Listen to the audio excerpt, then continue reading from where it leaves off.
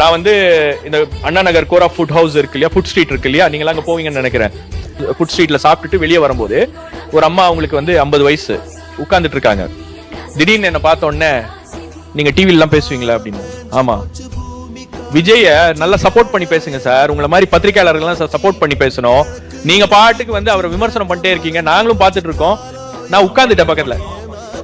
இல்ல நான் உட்கார்ந்துட்டேன் பக்கத்துல. அப்புறம் நான் கேட்டேன், என்ன உங்களுக்கு என்ன விஜயோட என்ன கனெக்ஷன் அப்படின்னு. அவங்க சொல்றாங்க, எனக்கு 50 வயசு ஆகுது சார், விஜய வந்து நான் வந்து ஒரு நடிகரா பாக்கல, எங்க குடும்ப உறுப்பினரா நான் பாக்குறேன், விஜய வந்து என் ஃபேமிலியில ஒருத்தரா பாக்குறேன் அப்படின்னு.